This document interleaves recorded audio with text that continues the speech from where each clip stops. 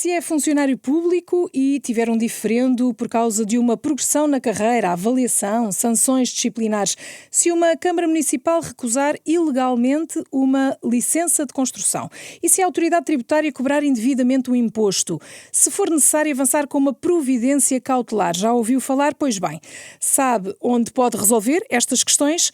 É na área administrativa da Justiça. O convidado deste episódio é o juiz conselheiro Jorge de Aragão Ceia. É, desde outubro de 2024, presidente do Supremo Tribunal Administrativo e, por inerência, do Conselho Superior dos Tribunais Administrativos e Fiscais. Tem uma carreira profissional totalmente dedicada à magistratura judicial. Concluiu a licenciatura em Direito em 1990 na Universidade Católica no Porto, a Norte. Ingressou no Centro de Estudos Judiciários em 1991 e está desde 1998 na jurisdição administrativa e fiscal. Este é um podcast da Renascença em parceria com a Ordem dos Advogados. Tenho por isso também comigo o bastonário Dr. João Massano. Obrigada pela sua presença, antes de mais. Obrigado. Ajude-nos a perceber qual é que é a importância desta área administrativa de que falava e qual é que é o papel do Supremo Tribunal Administrativo e do Conselho Superior dos Tribunais Administrativos e Fiscais, isto de uma forma breve. Muito obrigado, doutora. Cumprimentá-lo antes de mais, cumprimentar o Sr. Bastonário da Ordem dos Advogados, que é com muito gosto que estou aqui juntamente com os dois. E é para lhes dizer, então, que, de facto, os Tribunais Administrativos e Fiscais são os tribunais para resolver esses problemas de que fala aí no início da nossa conversa. É lá que qualquer funcionário que tenha um problema ou que haja um problema com uma licença de construção ou outra questão qualquer administrativa que devem recorrer. Igualmente, é aos tribunais administrativos e fiscais, mas principalmente aos fiscais, que deve o cidadão recorrer quando tem um problema com o fisco. Uma liquidação com a qual não concorda, ou uma execução com a qual não concorda, deve recorrer aos tribunais administrativos e fiscais. A grande diferença entre o Supremo Tribunal Administrativo e o Conselho Superior dos Tribunais Administrativos e Fiscais é que o Conselho Superior dos Tribunais Administrativos e Fiscais é um órgão administrativo que visa gerir todos os tribunais da jurisdição administrativa e fiscal. Portanto, os tribunais de primeira instância, os tribunais centrais administrativos e o Supremo Tribunal Administrativo. De facto, o Presidente do Supremo Tribunal Administrativo, quando eleito, por inerência, é também o Presidente do Conselho Superior dos Tribunais Administrativos e Fiscais, mas há de facto a grande diferença é que no Supremo Tribunal Administrativo decidem-se questões que os cidadãos colocam, portanto decidam-se os processos que nos vêm dirigidos ou diretamente, no caso dos tribunais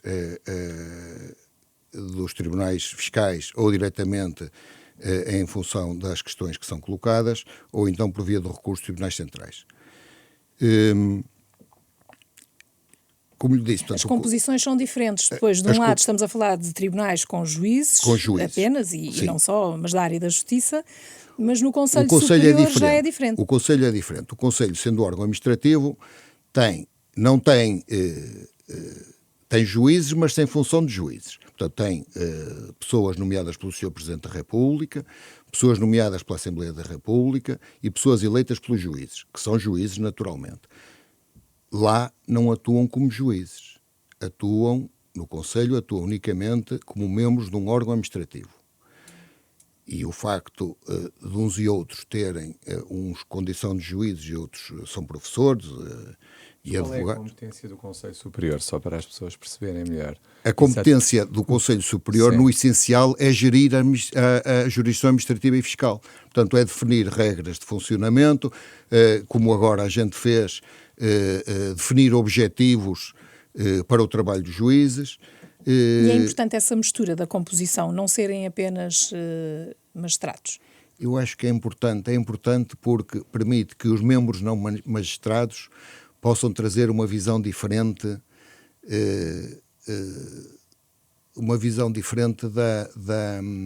das várias situações que se colocam ao Conselho. Portanto, o Conselho, além de gerir, no fundo, o funcionamento dos tribunais, também trata dos problemas individuais de juízo, portanto, das classificações, dos processos disciplinares, de pessoas que precisam de faltar por qualquer razão. Portanto, tudo, o Conselho trata disso tudo.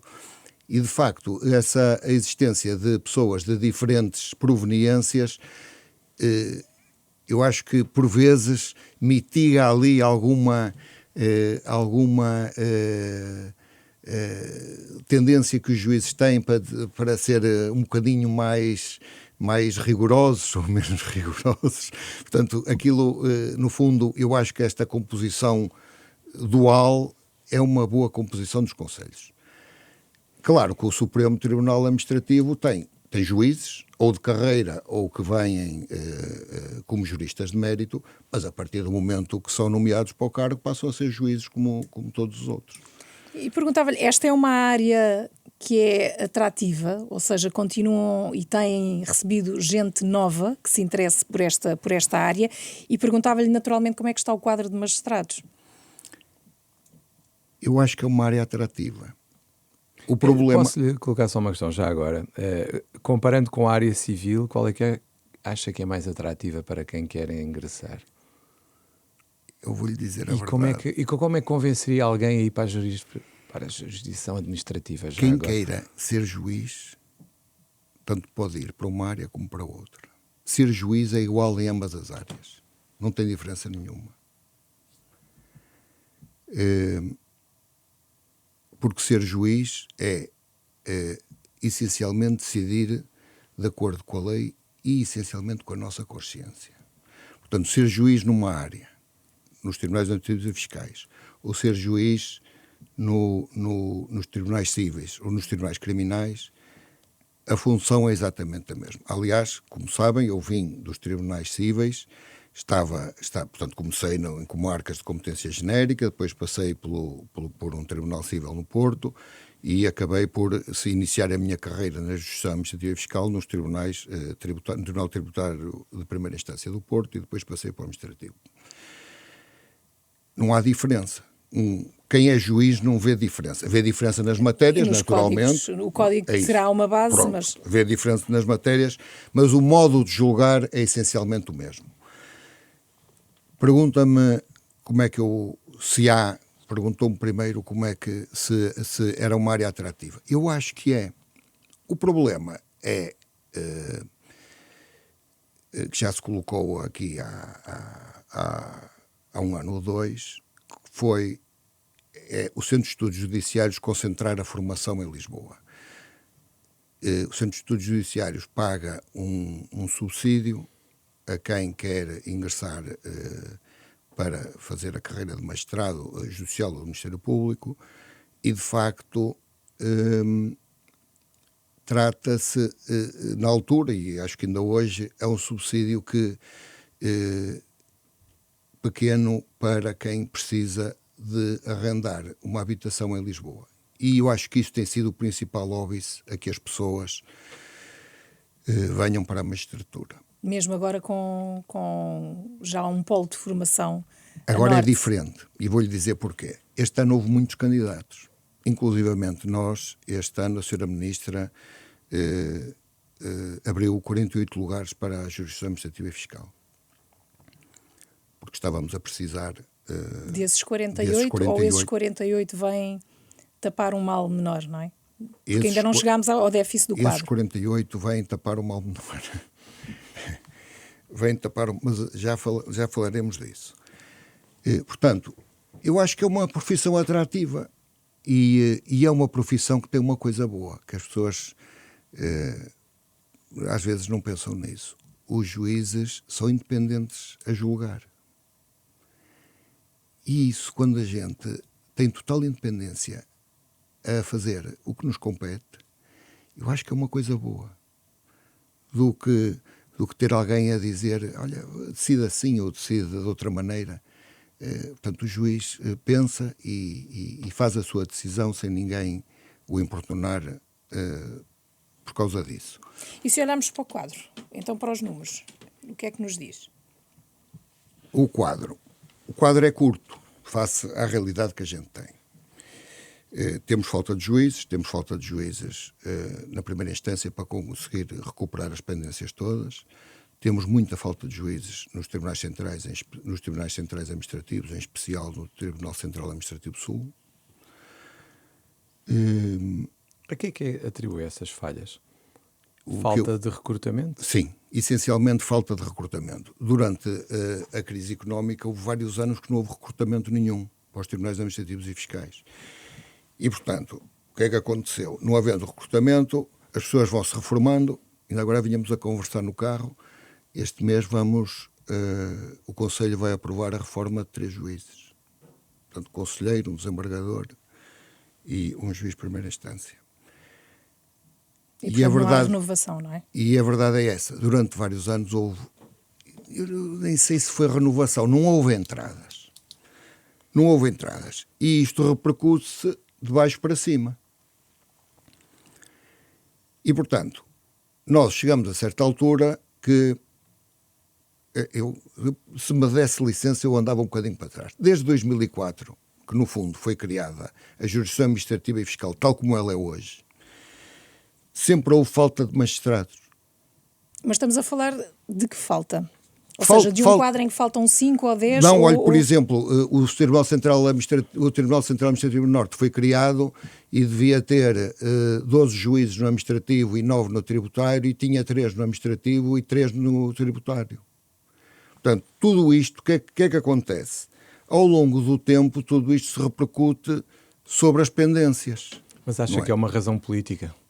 O facto de não termos mais juízes nos tribunais administrativos, uma vez que, no fundo, o Estado muitas vezes é réu. Eu acho que não tem a ver com isso. É o que as pessoas dizem na rua. Não, mas não é. O que eu acho é que é falta de dinheiro mesmo.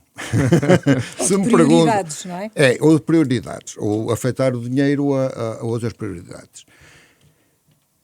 E na atualidade, falava desses 3-3, neste caso, nesta altura, estamos a falar de que déficit? Quais são as contas que têm feitas? As contas que eu tenho feitas é que eu preciso de 60 juízes para os tribunais centrais. Para os tribunais centrais administrativos. A maior parte no Tribunal Central Administrativo Sul. E preciso de mais juízes para conseguir rapidamente acabar com as pendências. Portanto, nós desde que eu tomei posse, havia em novembro de 2024, havia 2.800 e qualquer coisa processos com mais de 10 anos. Neste momento conseguimos reduzir para 555, salvo erro. Ao fixarem-se os objetivos, que a gente, tanto logo no início de 25, eu fixei os objetivos para o triênio, e depois, posteriormente, em maio, os juízes, em conjunto com os presidentes dos tribunais de primeira instância, fixaram os objetivos anuais.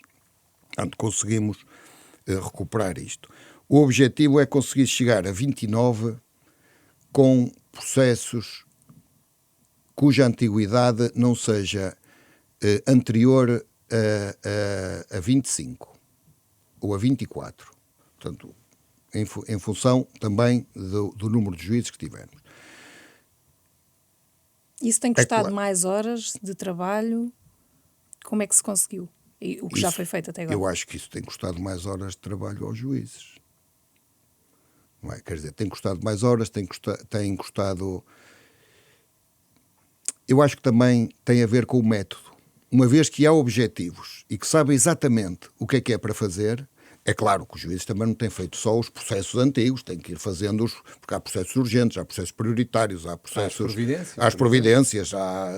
E os processos urgentes são uma parafernália deles, são imensos, não é? Portanto,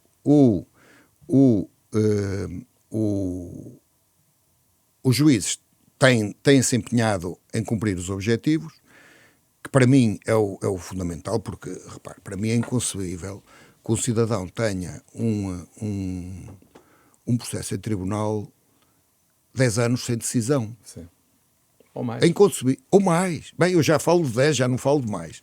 Ou mais. Bem, eu já falo de 10, já não falo de mais. Podia dar um exemplo, logo quando tomei posse, que mandei saber qual era o processo que estava sem sentença há mais tempo, mas também a verdade é esta, eu alertei logo e foi feita a sentença de imediato.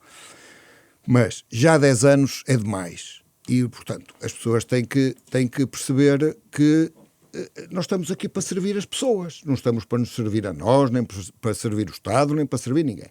O juiz e os tribunais existem para servir o cidadão comum. E para se fazer justiça, porque ao fim de 10 anos ainda se faz justiça. Ao fim de 10 anos há muitos casos em que ainda se faz justiça, mas também há muitos em que ela já vem um bocadinho tarde. Não é? E qual é o processo mais antigo neste momento, em termos de pendências? O mais antigo, ao certo, não sei dizer, mas aquele que eu falava era um processo de 2005 que não tinha sentença. Isto no final de 2024. Mas que foi feita a sentença. É claro que esse processo, se teve recurso, continua naturalmente para o Central. Mas a gente está precisamente a tentar recuperar esses processos todos atrasados. E por isso é que eu digo que isto exigiu da parte dos juízes uma remodelação dos métodos de trabalho, porque eu não acredito que um juiz tenha um processo que com certeza o processo não se iniciou com ele, mas foi em função das distribuições e redistribuições e foi de novo para o tribunal e atribuíram naquele processo. Eu não acredito que um juiz tenha um processo de 20 anos sem fazer uma decisão. Isso eu não acredito, isso é impossível. Porque há inspeções, há os presidentes dos tribunais, portanto isso é impossível. Agora, o que é verdade é que esse processo existia, portanto, e o que eu lhe pedi aos juízes para recuperar estes processos mais antigos é que alterem os seus métodos de trabalho e comecem, de facto, a trabalhar por estes processos mais antigos, precisamente para diminuir o disposition time, como se diz agora, e as pendências. Quando fala em métodos de trabalho, refere-se essencialmente a começar pelos mais antigos, claro, isso? Essencialmente isso. E houve mais pessoas a entrar que também contribuíram para isso, ou foi mesmo só o facto de irmos mais atrás? Houve um grupo de juízes que eram, salvo erro, 13, a quem eu dei posse agora como juízes já efetivos, passaram de estagiário a juízes efetivos, que eu dei posse em setembro, portanto, mas seriam 13 juízes, portanto também não foi... Pronto, também vieram ajudar, mas não foi assim um acréscimo de juízes. Não acha que, por exemplo, a questão dos atrasos, que é assim, digamos que a opinião pública entende que a justiça é lenta, mas que a dos administrativos ainda é mais lenta e que, de facto, levanta problemas. Levanta, por um lado, no caso do urbanismo, em que muitos colegas meus me dizem eu não vou para o administrativo porque não vai resolver nada. Mesmo que eu tenha razão, prefiro fazer uma negociação com a entidade pública e resolver ali, porque se estiver à espera do Tribunal Administrativo, nunca mais. E a empresa, entretanto, vai a uma situação de insolvência. E temos o fisco, que, atendendo ao tempo que demoram os processos, atendendo a que qualquer pessoa que entenda, no fundo, impugnar uma liquidação, tem que depositar a dívida mais os 25%, não vale a pena. Ou acha que vale? Eu acho que vale. Pegar nos dois tempos, porque repare, a pessoa que ainda por cima não tem a certeza que vai ganhar, tem que pagar honorários de advogado, naturalmente, taxas de justiça, a dívida mais 25%, isto é dizer às pessoas não venham cá ou não? Eu não acho que seja dizer não venham cá. Eu acho que vale sempre a pena, se as pessoas acham que devem discutir qualquer coisa em tribunal, independentemente da questão que seja, acho que devem ir para tribunal. Eu sou dessa opinião.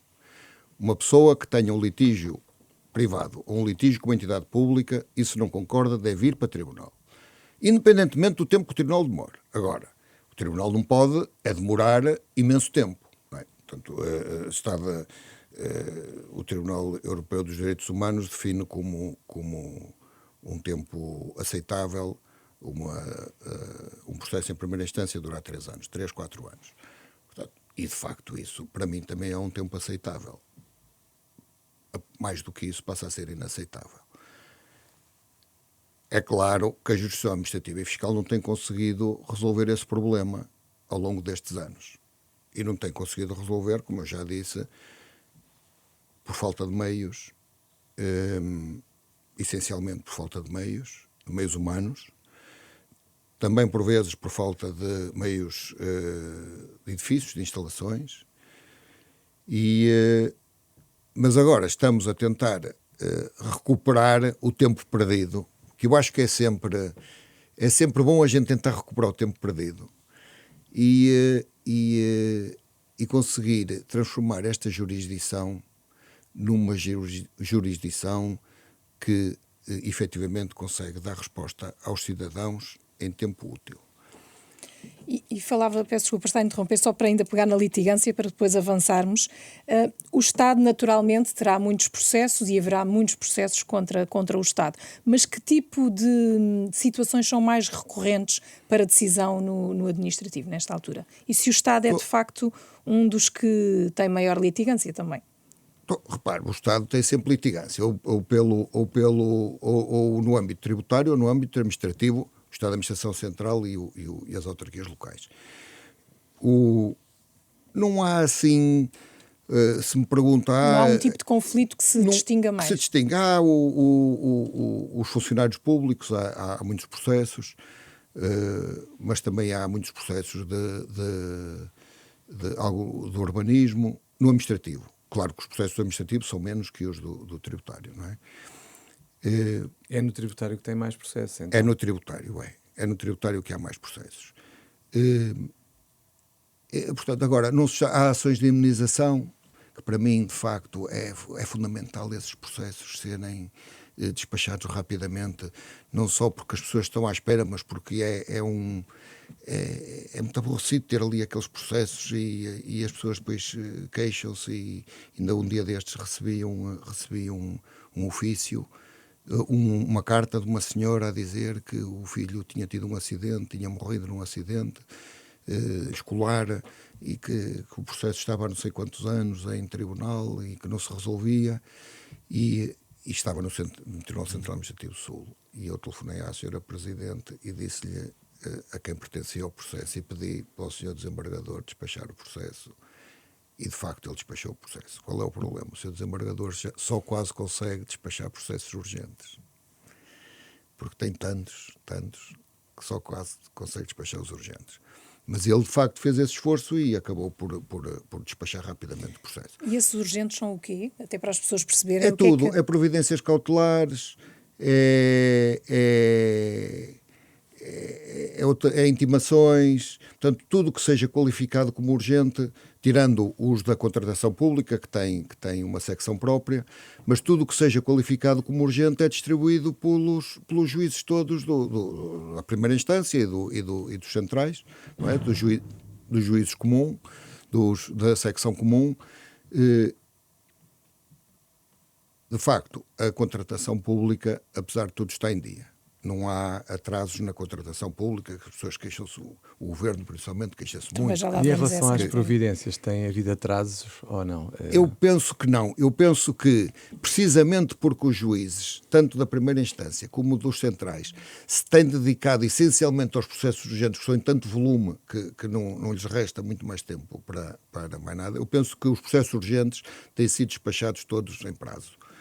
Pode haver um caso ou outro mais complexo que demora, mas pouco... As pessoas recorrem mais às providências cautelares? As pessoas recorrem a tudo. Recorrem ao processo principal e à providência cautelar, ou à providência cautelar e ao processo principal. Portanto, as pessoas tentam, umas para impedir a execução do ato, outras para obter logo de imediato um direito qualquer que depois há de ser discutido na ação principal. Portanto, eu acho que hoje em dia as pessoas recorrem a tudo e bem, porque são os meios processuais que há. E eu acho que uma pessoa, quando vai para o tribunal, deve recorrer muito se fala da palavra dilatória. Muito se fala da palavra dilatória nos tempos que correm. Aquilo que lhe perguntava era, perante depois a decisão desses casos, que até podem ter a tal suspensão para seguir o processo, que não é a decisão final.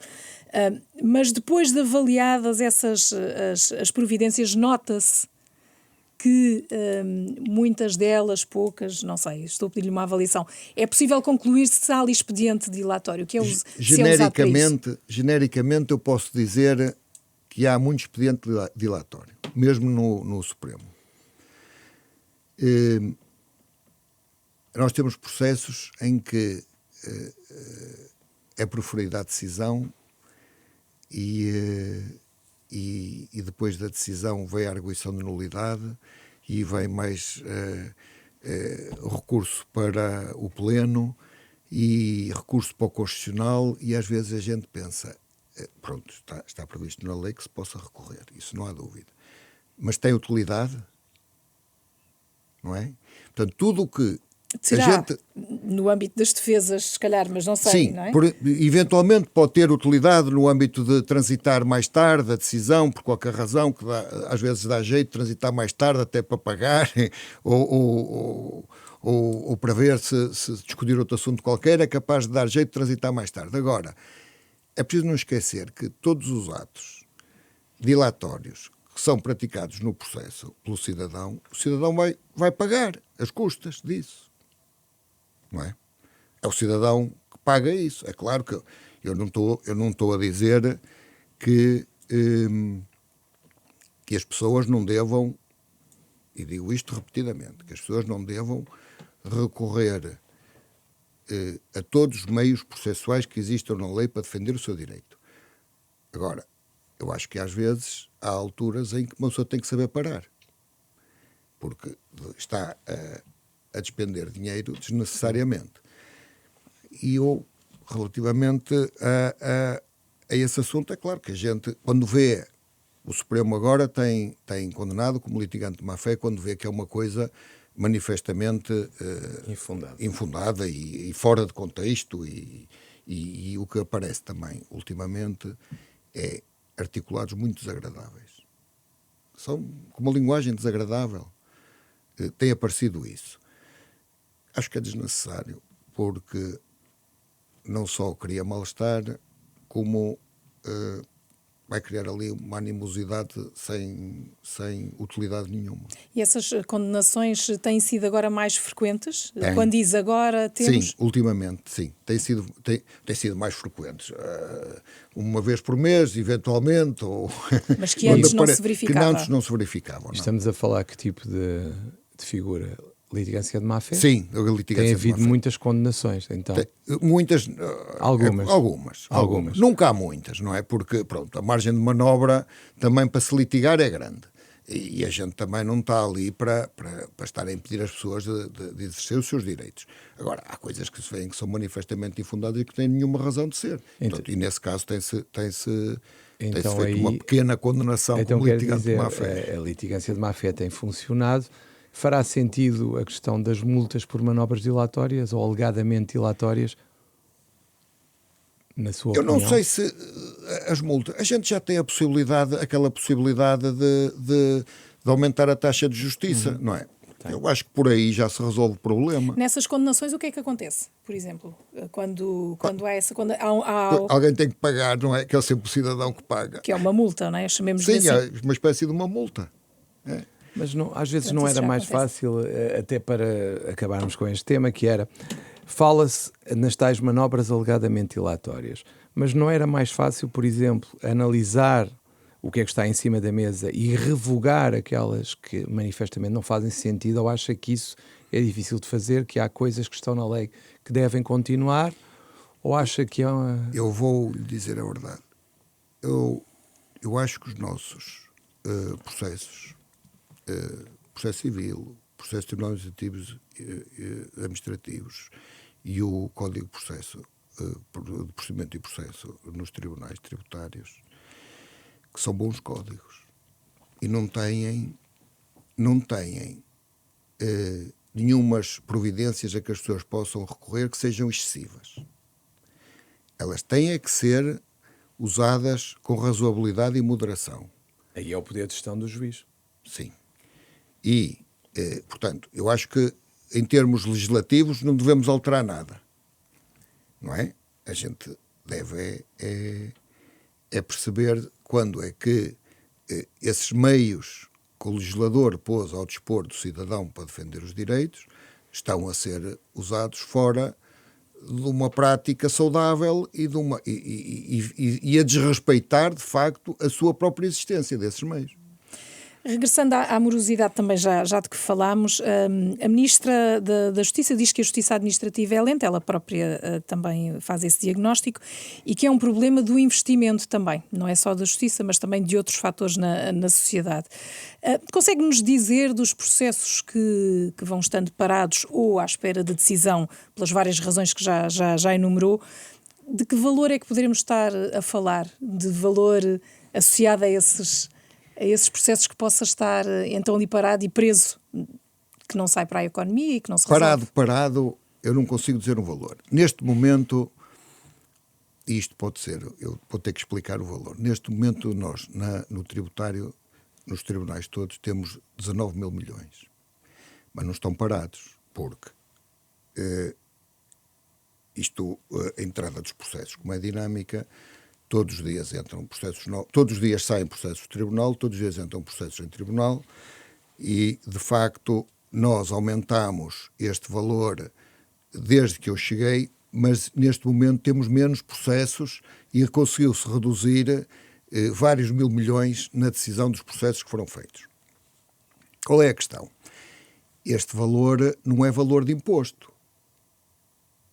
Não é? Isto para falar do tributário. Não é valor de imposto. Grande parte dos processos, destes que têm grande valor, 300 milhões, 400 milhões, são processos de avaliação dos bens. Por exemplo, de avaliação de um parque eólico, de um parque fotovoltaico. Portanto, só estes processos, a gente em meia dúzia destes processos consegue atingir um valor de 2 mil milhões ou 3 mil milhões. Já agora, não é imposto. Não é? Só se está a discutir qual é o valor do parque. E depois há de incidir o imposto, que é muito inferior, não tem nada a ver com o valor do... Há uma questão que eu lhe queria colocar que tem a ver com o que acabou de dizer, que é o seguinte: não é esta situação nos tribunais administrativos que empurra muitas das vezes para arbitragens alegadamente que não serão as melhores para os interesses do Estado? Pois, repare, se os tribunais administrativos se encontram atrasados nas decisões, pois, tendo sido criado um meio alternativo para a decisão dos conflitos, é claro que quem tiver possibilidades vai para a arbitragem. Isso é natural. Agora, eu acho que, de facto, os tribunais administrativos, mesmo com algum atraso, continuam a ser os tribunais do Estado. E continuam a ser os tribunais que, de facto, garantem em absoluto uma independência total das decisões. E esclarecida, não é? Que se calhar na arbitragem é isso que pode querer dizer. Na arbitragem às vezes pode não ser, se calhar, tão claro e tão transparente. E a transparência. E, portanto, eu acho que nos tribunais tributários, que é o que estamos a falar agora, e nos administrativos e também. Nos outros administrativos, porque há aquelas grandes arbitragens. Até houve um presidente da Associação Sindical dos Juízes Portugueses que dizia que as arbitragens eram coisas a evitar para o Estado e para os interesses do Estado. Principalmente para o Estado, porque todos os recursos que têm chegado a essas grandes arbitragens ao Supremo. Por exemplo, o Supremo aumentou muito o valor dos processos, principalmente na área administrativa, por causa dessas grandes arbitragens, que é 200 e tal milhões, 300 e tal milhões. E isso são processos que entram e saem com relativa rapidez. Demoram ali 2 meses, portanto são admitidos na fase da revista e depois são rapidamente decididos na decisão final. Portanto, a gente está a fazer de facto um esforço grande para eu e os juízes, e principalmente os juízes, não é? Porque eu desde o início que fui eleito presidente, que me convenci que durante o meu mandato fazer o possível e impossível para que os tribunais administrativos e fiscais fossem finalmente uns tribunais que funcionassem com os processos em dia. Portanto, dentro dos prazos internacionalmente aceitáveis para a pendência dos processos. Porque, desde sempre que eu ouvi falar nisto, porque os tribunais estão atrasados, os tribunais administrativos são atrasados, os tribunais tributários estão atrasados, sempre. Que é por falta de meios, que é por falta de estruturas. Também era. Eu acho que neste momento a gente podia ter infraestruturas melhores, mas pelo menos temos juízes capazes, um número de juízes capaz de decidir os processos. E agora com este aumento deste curso de SES, que ainda não devido mais 2 cursos, que a gente terá capacidade para conseguir cumprir o objetivo para 2029. Para além da questão do número dos juízes, que referiu e bem, no seu entender, as mudanças que introduziu até agora o método, mais juízes, fala-se também em alterações legislativas com impacto direto na organização e no funcionamento dos tribunais administrativos. Qual é que é a sua opinião sobre as alterações perspectivadas, nomeadamente pelo Ministro da Administração, pelo Ministro da Reforma do Estado, adjunto da Reforma do Estado, e também pelo próprio Ministério da Justiça? Relativamente aos códigos dos contratos públicos, que vão ter uma influência também, o procedimento administrativo também se diz que vai ser alterado, etc. Eu ainda não conheço em concreto que alterações, ainda não fui informado oficialmente que alterações serão feitas, nem conheço em concreto. Repare, eu acho que todas as alterações que forem feitas de forma a tornar mais célere não só o investimento, mas também a resolução dos conflitos em tribunal, são bem-vindas. E acho que nós não devemos opor-nos de princípio a qualquer alteração que seja feita. Eu adiro sempre às coisas novas. E, portanto, quando há uma alteração, às vezes a gente reage um bocadinho mal e depois conclui que, de facto, foi uma alteração que trouxe benefícios para o funcionamento da administração, para o funcionamento dos tribunais, até para o funcionamento da economia. Há muitas alterações que, inicialmente, as pessoas reagiram mal a elas e depois, na prática, trouxeram muitos benefícios.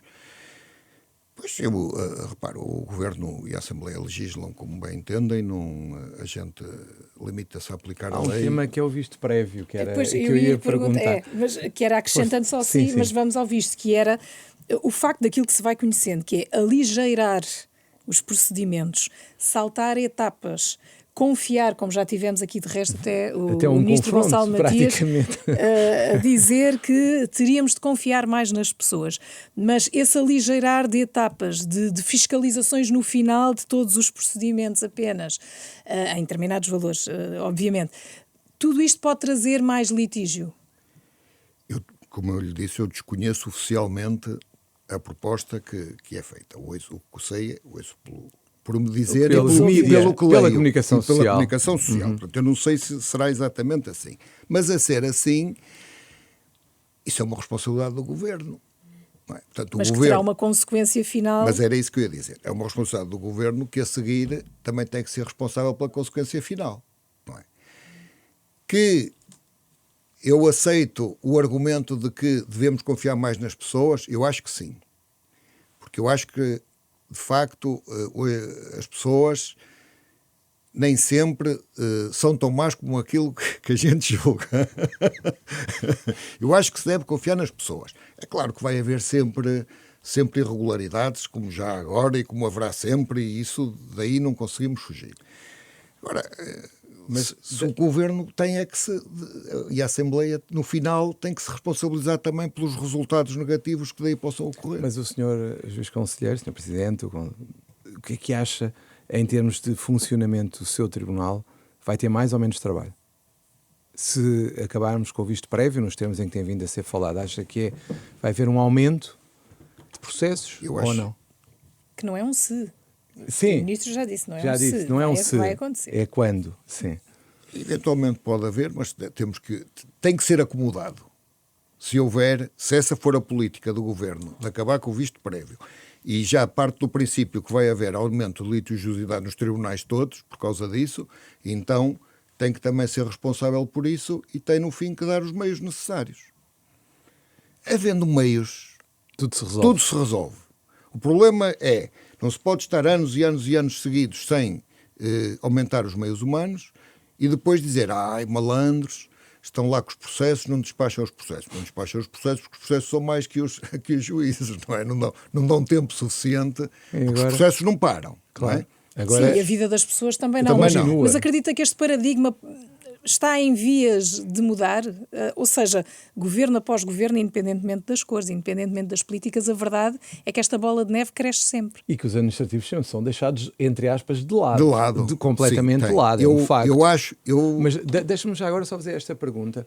É que mesmo, primeiro, há uma ideia que é passada, que estamos a falar de uma jurisdição de segunda. É um facto. E depois, por outro lado... Agora é de primeira. Pronto. Mas houve essa ideia durante muito tempo. E depois há esta situação que se vai passando, é que a preocupação que existe em dotar de meios os civis não é correspondente àquela que existe para dotar os administrativos. Já se sente diferenças ou acha que ainda é assim? Eu acho que neste momento, com este governo, há uma diferença substancial, que é, há um empenho efetivo em dotar a jurisdição administrativa e fiscal de meios. Mas reconhece que até aqui era isto que se passava. Ou seja, uma diferença mas clara. Isso ninguém pode dizer o contrário. Claro. Ninguém pode dizer o contrário. O primeiro sinal de que o governo ou os governantes queriam prestar alguma atenção à jurisdição administrativa e fiscal foi com a aprovação da autonomia financeira do Conselho, no governo do Dr. António Costa. Mas ficou-se por aí, não é? Porque devia ter sido implementado. Entretanto, a senhora Presidente, a minha antecessora, estava no fim do mandato, já não teve oportunidade de implementar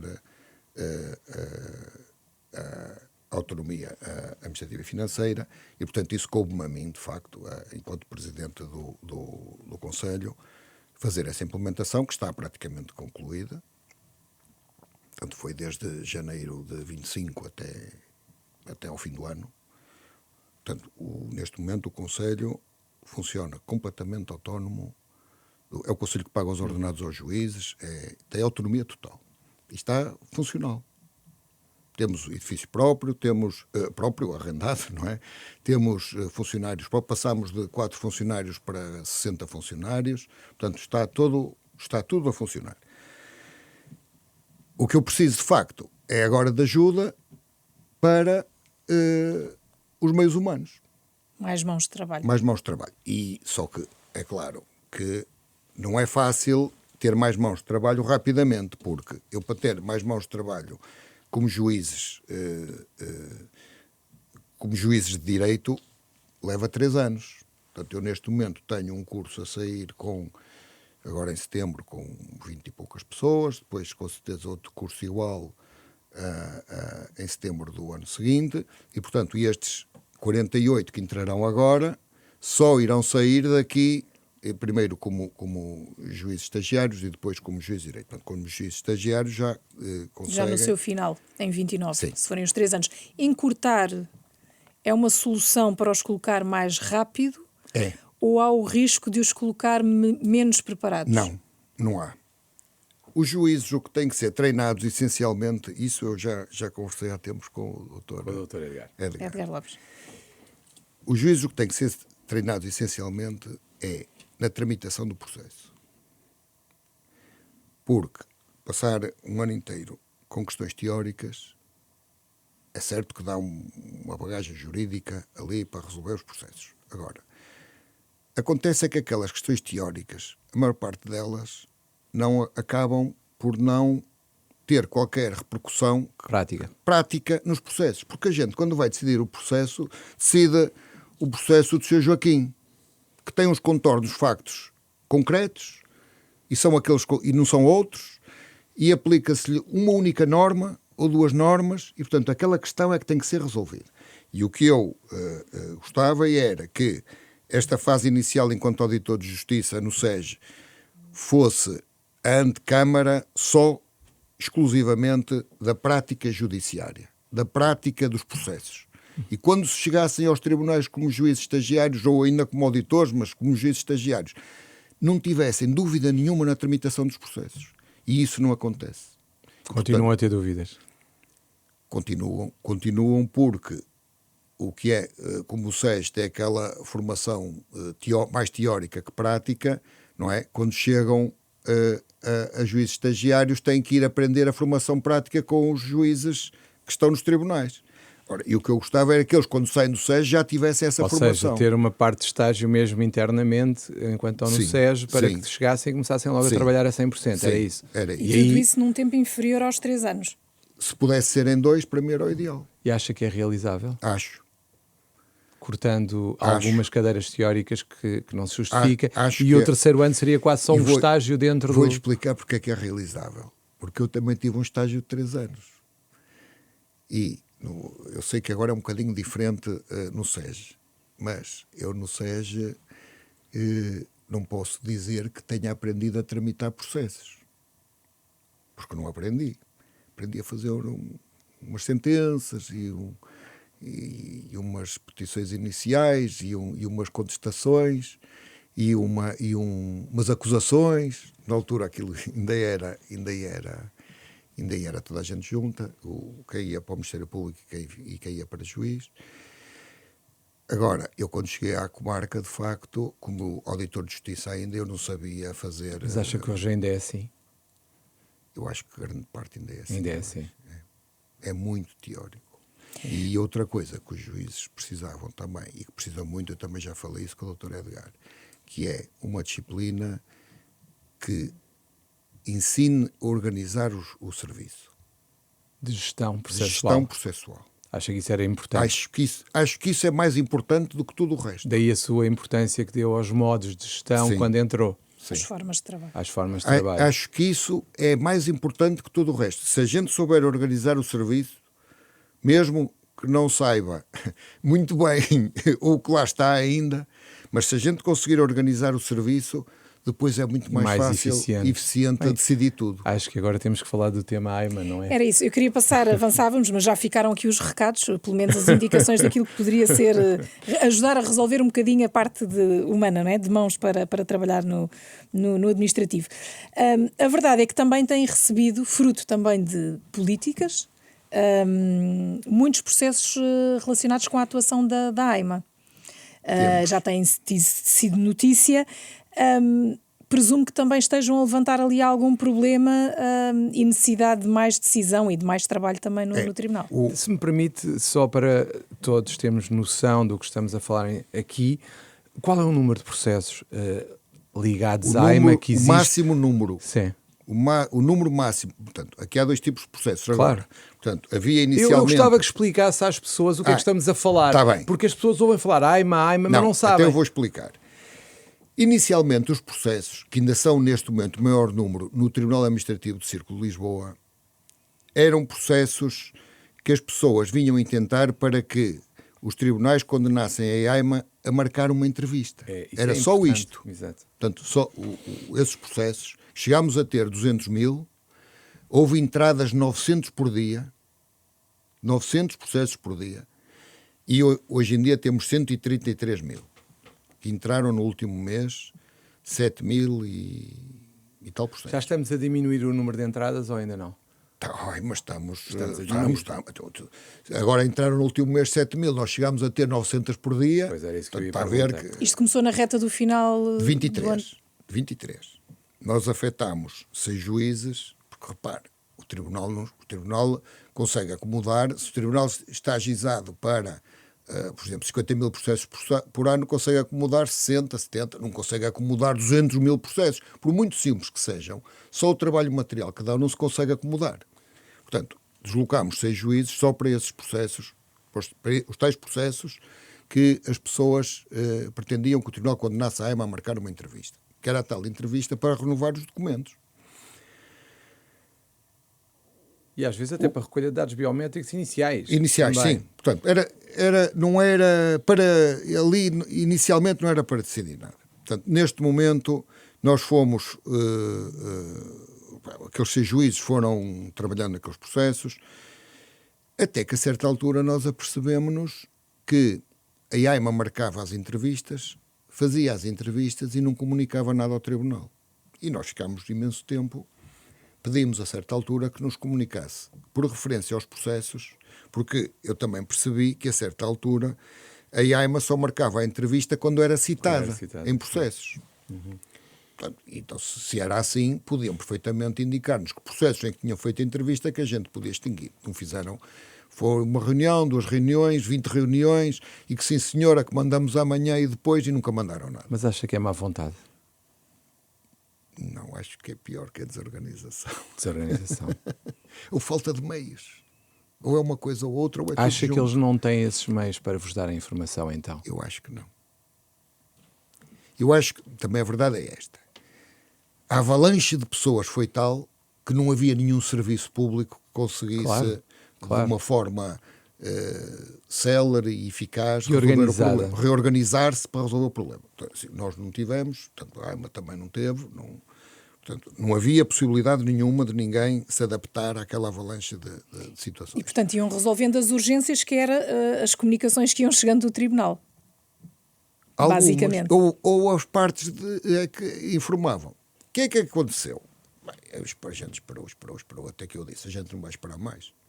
A gente vai fazer um concurso nacional entre os juízes que cá temos para ver quem é que quer acumular para ir despachar os processos da AIMA.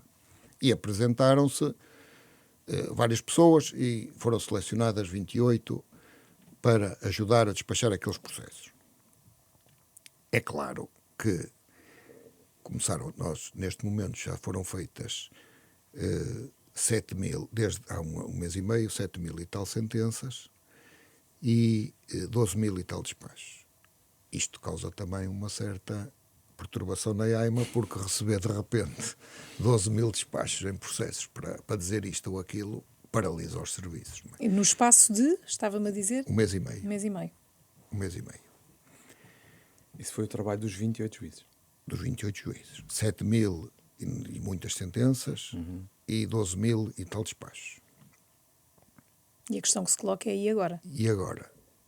A questão que se coloca é esta. Os juízes vão continuar a despachar, dentro daqueles 133.000 processos, vão continuar a despachar, outros 130.000 vão continuar a fazer despachos e a fazer sentenças. Portanto, a AIMA tem que se acomodar. Mas não está a ter resposta do lado da AIMA para já.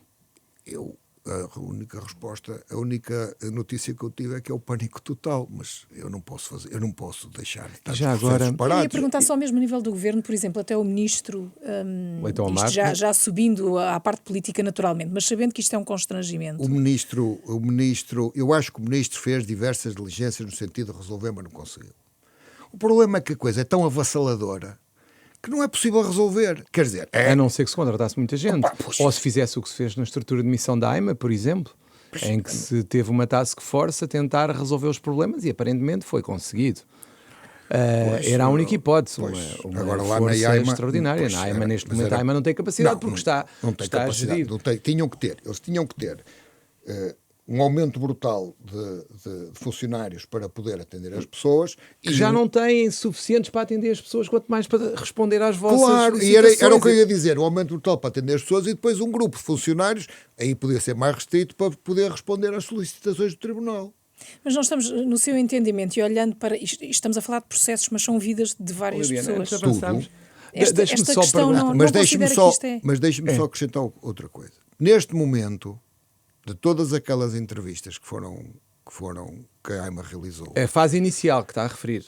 Aquela sim, que foram as pessoas que pediam entrevistas. Pronto. Desses processos, houve muitos que foram indeferidos. Não se está aqui ainda a falar em pôr ninguém fora do país. Isto segue a tramitação e as pessoas não têm que estar preocupadas. Não está ninguém, neste momento, a ser corrida do país, como acontece nos Estados Unidos. Aqui não acontece isso. As pessoas... A gente pode...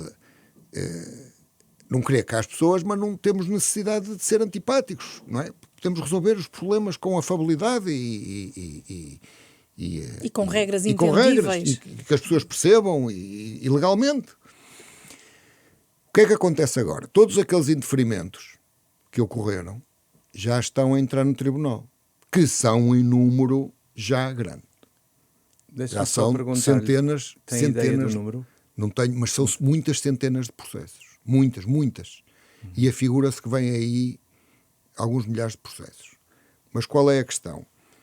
esses processos são distribuídos por todos os tribunais do país, porque o que determina a competência é a residência do cidadão que se está a dirigir à AIMA e que está a pedir a impugnação dos atos de indeferimento, portanto, no fundo, que conduziriam a... Era importante, se calhar, explicar a questão da competência para as pessoas perceberem, porque as pessoas não percebem essa diferença. Sim, como dizia, não é? Conforme a área da residência. Não é isso, mas é que antes estava tudo centralizado. Sim, tudo centralizado no Tribunal Administrativo do Círculo. E agora não, já todos os tribunais têm processos, porque, entretanto, essa competência passou para a residência, o tribunal competente é o da residência do cidadão que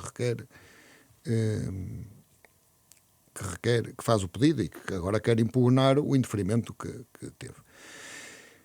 Portanto, eu, relativamente à AIMA, é claro que isto também vai aumentar em muito o serviço dos tribunais, porque, repare, os tribunais da Zona Sul, que é Sintra e de Almada para baixo, praticamente têm o serviço todo recuperado até 23, 24. Portanto, não terão muitos processos anteriores a essa data. Mas tem um quadro de juízes que está otimizado para as entradas. Se chega a uma avalanche, porque no Sul há muito estrangeiro, não é? Se chega a uma avalanche desses processos, pois aquilo consegue-se acomodar ali 1.000, 2.000, 3.000 processos, mas a certa altura já não se consegue acomodar mais nada, não é? E eles são urgentes? São na classificação dos urgentes que falávamos há pouco? Não, são normais, mas todos eles trazem a providência cautelar. E bem. E tornam-se urgentes. E acabam por se tornar todos urgentes. No fundo, acabam por se tornar todos urgentes, mesmo os que não são urgentes, não é? Nada é urgente, logo. Não. Assim.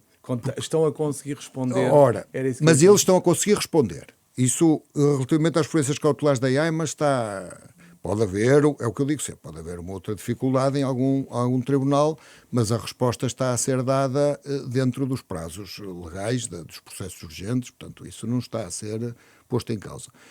Claro, mas para já, se acontecer como em Lisboa, no Tribunal Administrativo de Círculo, pois se os tribunais começarem a receber 3, 4, 5 mil processos, 5 mil providências cautelares, pois não há forma. Não há forma de resolver, porque o nosso número não é elástico.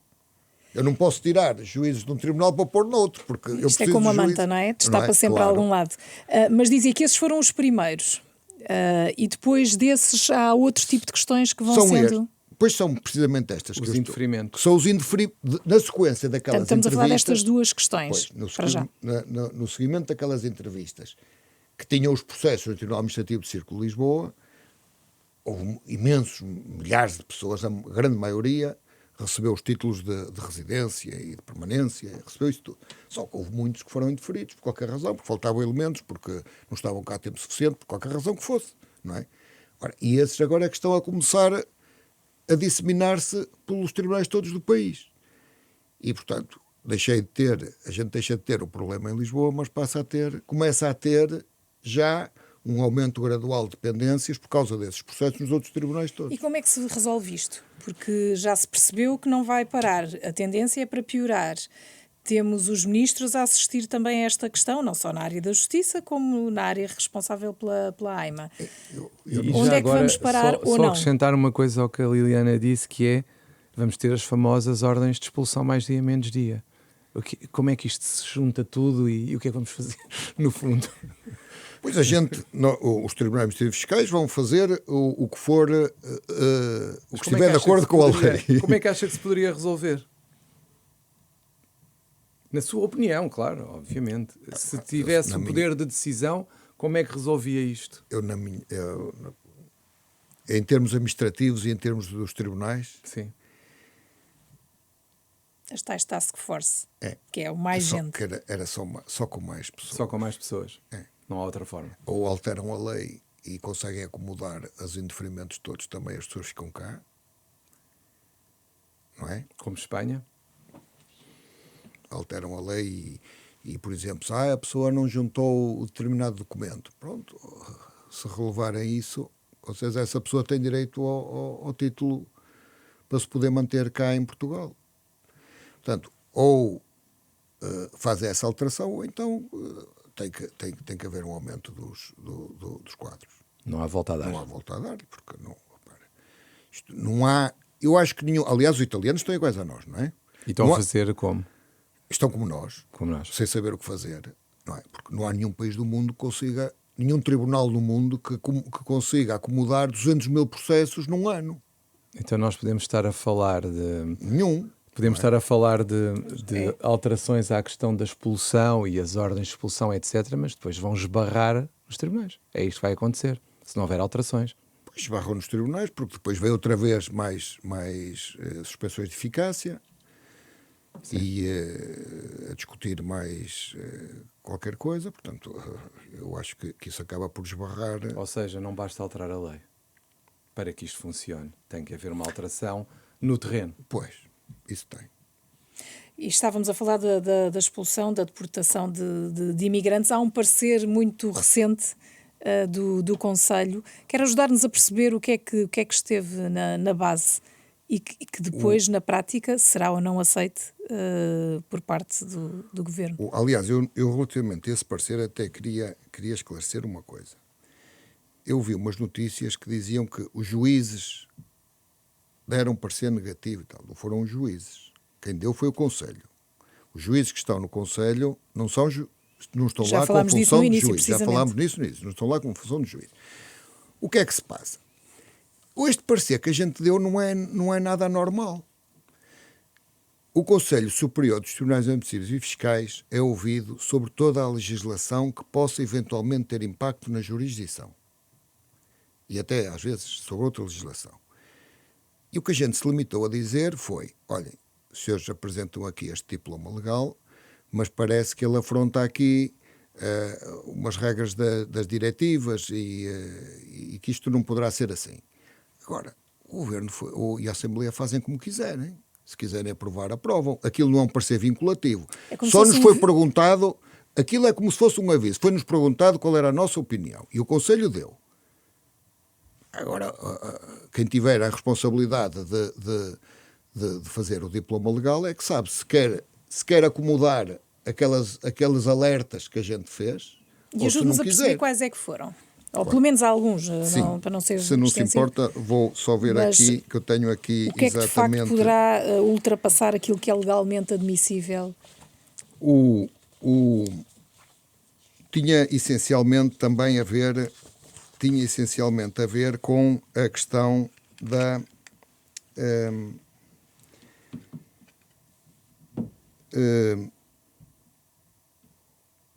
não só da igualdade, mas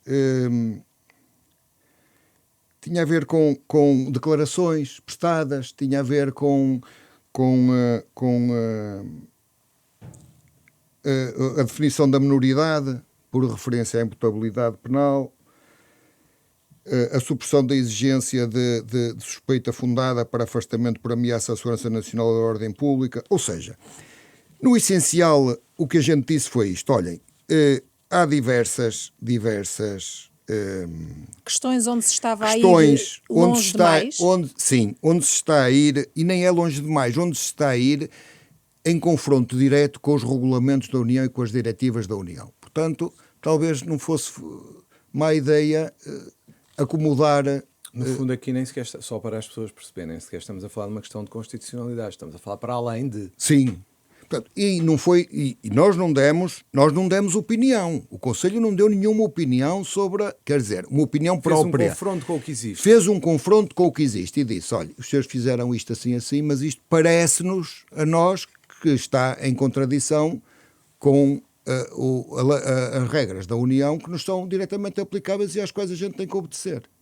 Foi só isso. E agora perguntava-lhe o que é que espera que aconteça? Com o trabalho que tiveram, de facto... O que eu espero é que... Eu espero o que tem que ser. O Governo e a Assembleia têm que acomodar as normas às regras da União. Porque não há outra hipótese. Já agora, qual é a consequência de não haver essa acomodação? Que as pessoas não sabem. A consequência de não haver essa acomodação é que, se impugnarem, depois têm que ser declaradas ilegais os atos que apliquem essas regras e eventualmente, o Estado português pode ser condenado por violação da do direito da União. Já na nossa reta final, não queria deixar de lhe perguntar, olhámos para esta justiça, a sua, neste caso, a administrativa e a fiscal. A justiça, deixe-me só dizer isto, não é mim, e não é isso. E só há uma. Os tribunais... Mas eu ia olhar para a outra. Pronto, os tribunais não são dos juízes. As pessoas têm que perceber isto, nem são do Conselho. Os tribunais são do Estado, são do Governo e da Assembleia da República. Os juízes, eu só estou aqui como gestor. Portanto, mas quem define como é que os tribunais têm que funcionar e devem funcionar, em âmbito mais geral, é o Governo e a Assembleia da República. O Conselho está aqui para fazer a gestão mais fina, de modo a acomodar a regras que nos são impostas pelo... às vezes as pessoas dizem, é porque os juízes não são autónomos, nem são nada. Os juízes só são independentes para decidir. Eu ia lhe perguntar, esse poder político tem tratado bem a justiça? E perguntava-lhe que avaliação global faz da justiça nesta altura?